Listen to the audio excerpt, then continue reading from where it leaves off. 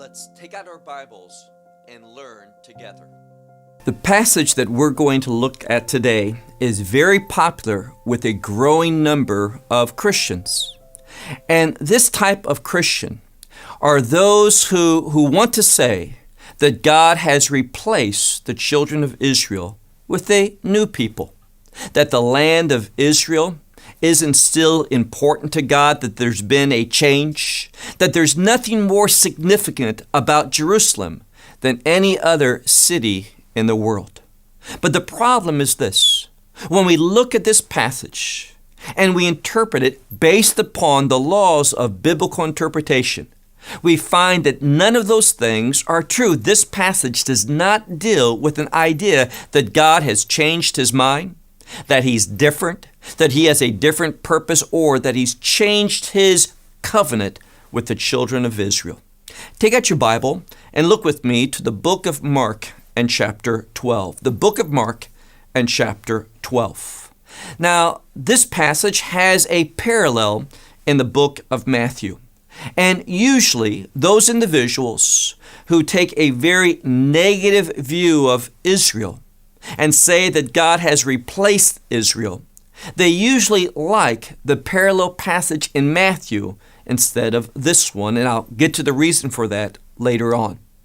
But what I want you to see is that this passage is not spoken concerning a change in God's plan, but an opportunity for those who will walk in faithfulness with him.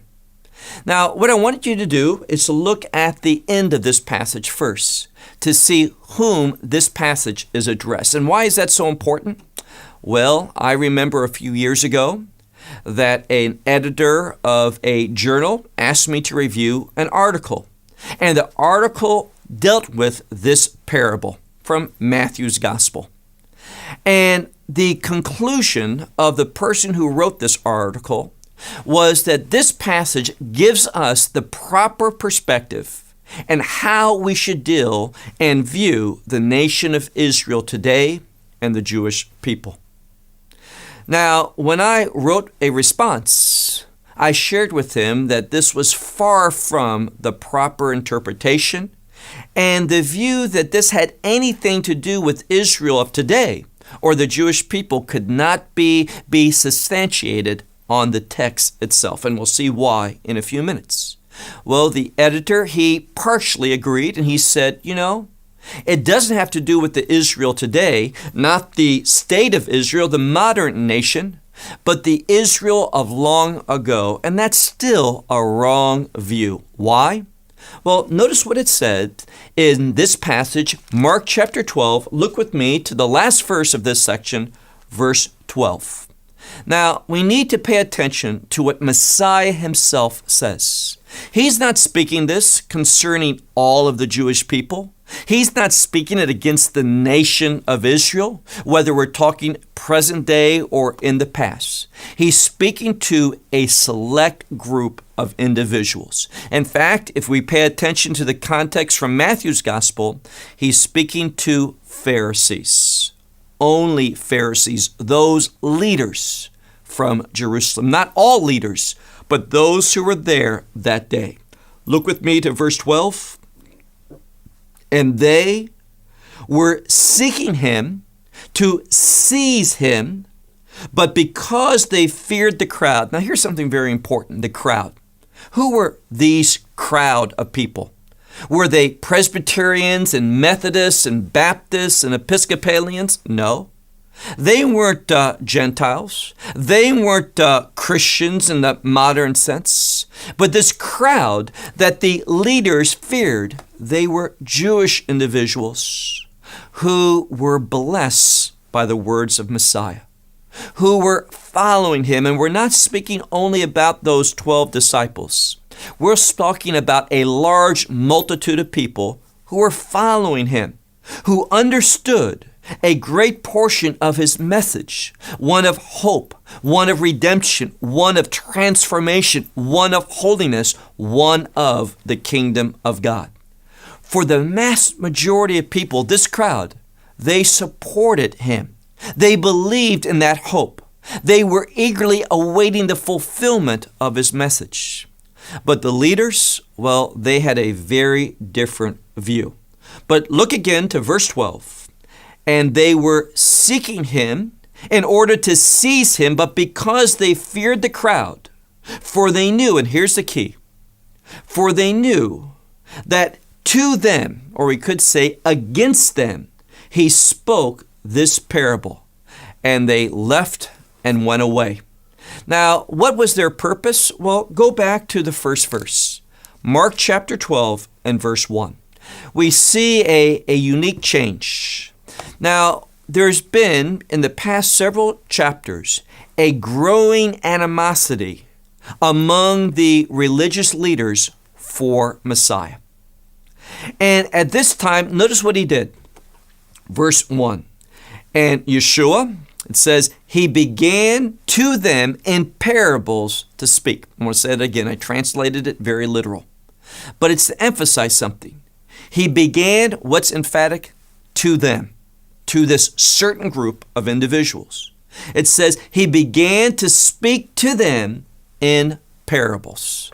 Now, why was that? Well, if I said, today I have a message for those who are planning on robbing a bank.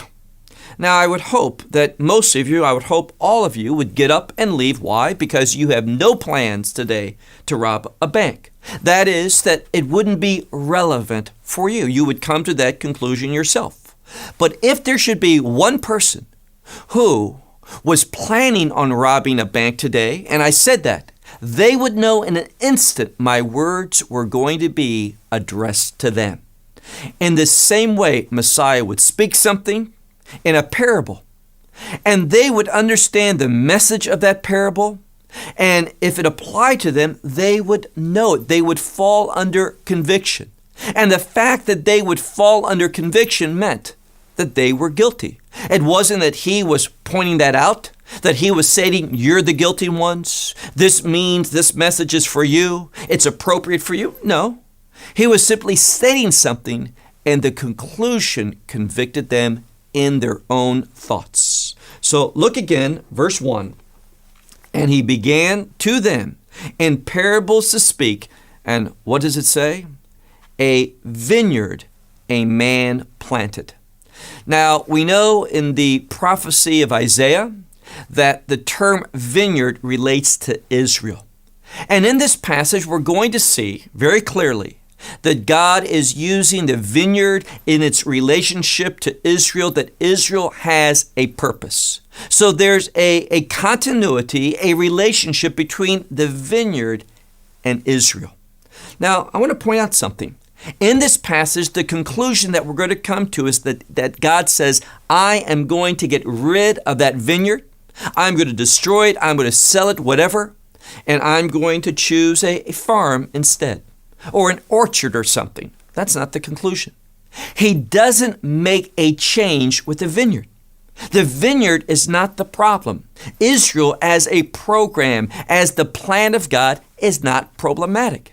The problem is a certain group, not all of Israel, not the Jewish people in a general sense. It has nothing to do with the Israel of today, but rather, when we speak of this, he's going to aim this parable at the leadership, certain leaders, not all. And therefore, to apply this parable, the conclusion to Israel in a general sense is invalid. Look again, verse 1. A vineyard a man planted, and he placed around it, and Bibles will translate this word differently. Some will say a wall, others would say a hedge. It's basically a generic word for fence. So he fenced in this vineyard, and we also see that he dug a wine vat. And he built, some Bibles will say tower. The word can mean a building like a storage place. And here's the intent.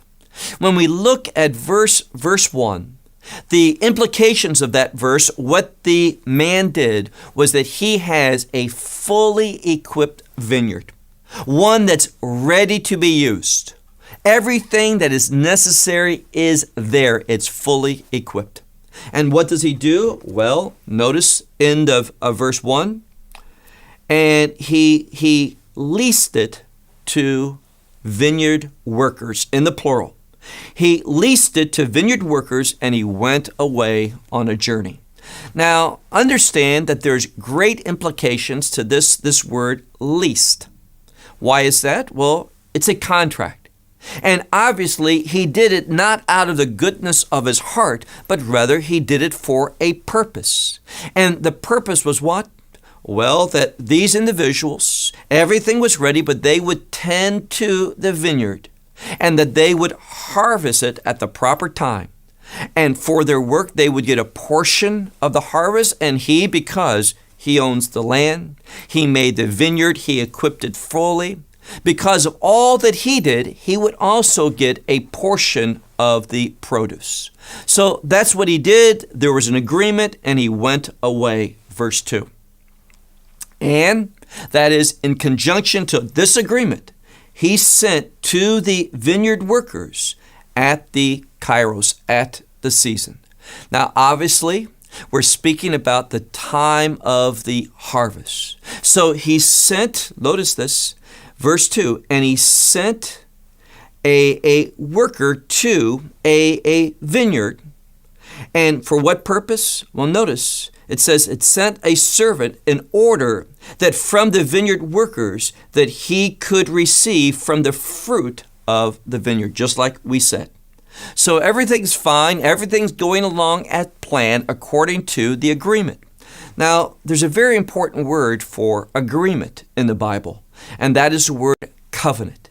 What we need to see here, because he chooses a word that the readers, Jewish readers, they would hear vineyard, they would associate it with Isaiah's prophecy. They would understand that this vineyard relates to Israel. It relates to a covenant agreement that God has, and a covenant has serious implications. Verse 3. What happens? And taking him, that is this servant of the vineyard owner, and taking him, they beat him, and they sent him away empty-handed. So what do we see? We see that they violated the terms. They did not want to give the produce, literally it says the fruit of the vineyard, to the owner of the vineyard. Now, here again, this does not come to us in a vacuum. Messiah, all the time, he was basing his teachings on the Bible, on Old Testament truth. And we see in many places, especially in the prophets, that the produce of the land relates to worship. We speak about the grain, the new wine, the fruit of the earth, the produce. And oftentimes the prophets see this as a symbolism of worship. So what was the people supposed to be doing? Worshiping God, putting him first, but that was far from these vineyard workers' mind. Verse 4. So what did he do? Well, the vineyard owner, it says, and he sent again to them another servant like the first one. And notice there's an intensification, right? What happens? It's more intense. It says that they beat him in the head. So the first they just gave blows to. The second, they beat him more serious in the head, and they humiliated him. And still others, verse 5, he sent, and others they killed, and others still they would beat, okay, and others kill. So the idea here is that some would perhaps get away, others wouldn't.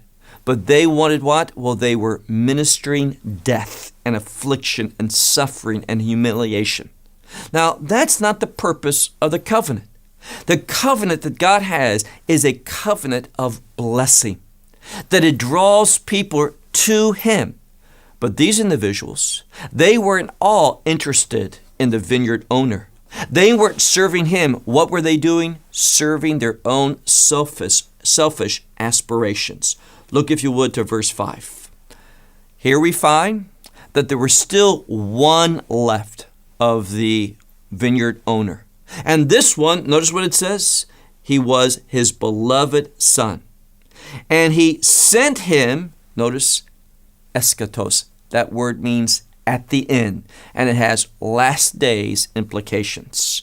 And whenever we talk about last days, the one that should come into our mind is Messiah. So we have the vineyard owner. Who is that? God. He's sending his son. Who is that? Messiah. And notice the response. Now, he wrongly, now God doesn't make mistakes. It's a parable. But the implication is, if the very Son of God would come, we, because we should want to honor God, we would also honor his Son. So he says, surely they will honor him. But what happens? Look at verse 7. But that one, the vineyard workers, they said to themselves concerning him that this one is the heir. Now, here's the key. The heir has to do with what? Well, the future. And they weren't interested in the future of the kingdom. They weren't interested in the plans of God, why this all came into being. They were only concerned with their own objectives, what they wanted, and they wanted all the produce of the land for themselves. So look on to verse 8. And they took and they killed him, and here's the key, and they cast him from the vineyard. Now, the leaders is who Messiah is addressing.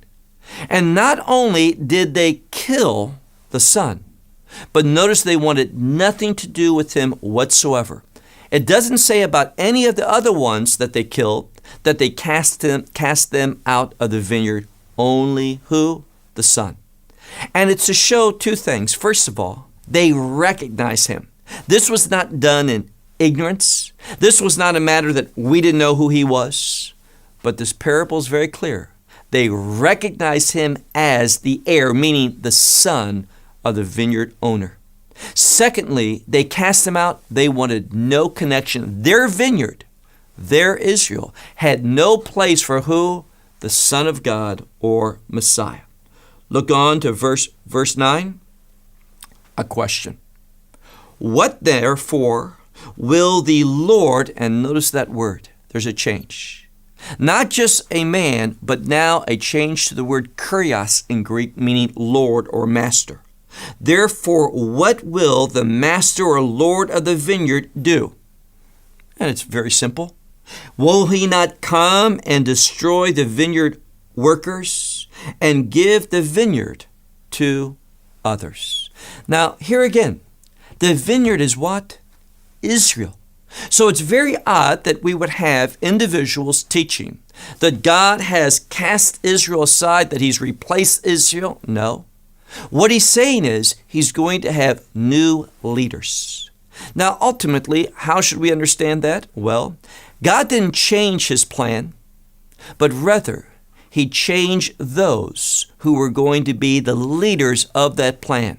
From the people who served at the temple in Jerusalem, those who became the leaders, the Pharisees, the Sadducees of the Sanhedrin, and he changed that to 12 Gentiles, correct? No, 12 Jewish individuals. So it's not a statement, and I don't know how people can see that God has cast away the Jewish people when they look at this passage. It is not a passage that speaks against the Jewish people, as so many want to interpret it. Nor does it speak against replacing Israel. It's not a change in God's program, but who's going to be the leaders of that program? And who are they? They are the disciples of Messiah. But don't miss something. Don't miss that the scripture also says, and that's one of the reasons why I say the best interpreter of the Bible is the scripture. Let scripture interpret scripture. We need to understand that Messiah, later on, if we look at this parallel passage in Matthew, it's in Matthew chapter 21. When we come to Matthew chapter 23, we see something. When Messiah is speaking about the establishment of the kingdom of God, he says, I will not return, meaning his second coming, that he's going to return to establish that kingdom. He says, I will not come until they, meaning the house of Israel, says, blessed is he who comes in the name of the Lord. So it's very hard, in fact, it's impossible for someone to view that God's going to replace Israel. Israel, the leadership, of the kingdom is going to go through a change. And that change is going to be based upon who? Well, notice something. Look again at verse 9. It says that he's going to come. He's going to destroy those vineyard workers, and he's going to give the vineyard to others. Look at verse 12. Here again, everything that Messiah does, what does he do? He bases it upon the text. And that's why it's so important that we're good students of the prophets or the book of Psalms, because everything that Messiah does, it's based in Scripture. Look on to verse 11. He questions us, those who are there. What do you read in the Scripture? Have you not seen what it says? Look at verse 10, second half. The stone which the builders rejected. Now that's how it's usually translated. But the word is very significant. In modern Hebrew, we could say nemasli, which means I loathe this. I'm fed up with this. It's that same word for loathing, fedding up, something along those lines. It's very strong. So what does it say? The stone which the builders, and that's a colloquium for the leadership. The stone which the builders have loathed. What does it say? This one, and that's emphatic, this one has become the chief cornerstone. Now, what we see here is this. None of this took God by surprise. Now, what the leadership did, it was not God's will, but it's not going to thwart God's will. Furthermore, we see God's ultimately in total control. Why? Verse 11, for this came about from the Lord, and it is wonderful in our eyes. How? How God overcomes sin. How God accomplishes his purpose regardless of what man may do. Now, earlier, I was teaching at another location, and there we were talking about the priesthood. And we see that oftentimes priests can behave in a manner, or a Levite, in a way that God sets them aside. That is, they become invalid for service. So an individual can become invalid for service. But God does not set aside the priesthood. He did not set aside the Levites. In that same way, we can find individual people being set aside, like he did with these leaders. But Israel, in a general sense, God's plan is not going to be set aside. It's going to be fulfilled. Now, it's interesting, this passage of Scripture, where it says, let's go back to its second part of verse 10, where it says, the stone which the builders have rejected. Now, why is that important? Well, this is a quotation from Psalm 118 and verse 22. Now, there's a tradition. In fact, 2 nights ago, we had our Passover Seder. And towards the end of the Seder, which focuses upon God's redemptive work, there's an emphasis upon Messiah. Many, many hints and clues concerning the Messiah. And one of the things that we read is from Psalm 118. And there's a tradition among some when we come to this verse, because we read this, that people stand, because it has great significance. Look at it again. The stone which the builders have rejected. Now, it's important because Judaism, I'll give you an example, Rashi. When he speaks about this passage of Scripture, he clearly and accurately points out two things: that the builders are the leaders, and the stone is Messiah. So this interpretation is supported in Judaism, and it's supported by those who are students of the New Covenant. Furthermore, he says that this is wonderful, who? In their eyes. Whose their eyes? Those who are part of the family of God. Those who have surrendered to the purposes of God. Those who are following God based upon scriptural authority. They recognize God's hand in this. Now, it's significant, and we'll close with this. It's significant because of what's said in verse 12. Messiah tells them without any shadow of a doubt. He quotes the Scripture. They hear it. They know two things. They're not ignorant. These are the leaders of Israel. These are some of the experts in biblical interpretation. They knew this passage. They said this passage, Psalm 118, on every significant holiday, it forms the portion of what we call the Hallel, these certain psalms, 6 psalms of praise. So everyone who is part of Judaism would know this passage and know the interpretation. And the leaders, well, who was that? Them. So they made the right conclusion and they were angry about it. Now here's the question we have to ask ourselves. When we are confronted with the truth of God and we fall under conviction, what is that conviction going to produce in our life?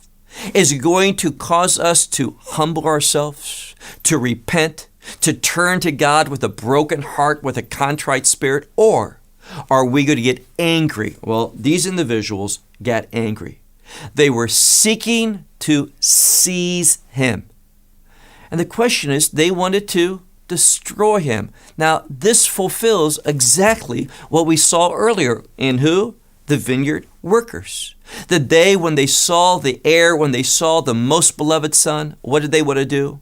Seize him and put him to death, because they thought by putting him to death, it would thwart God's purposes, his plans, and they could have what they want. But in actuality, it fulfilled God's purposes, but they weren't blessed by it. And there's the key.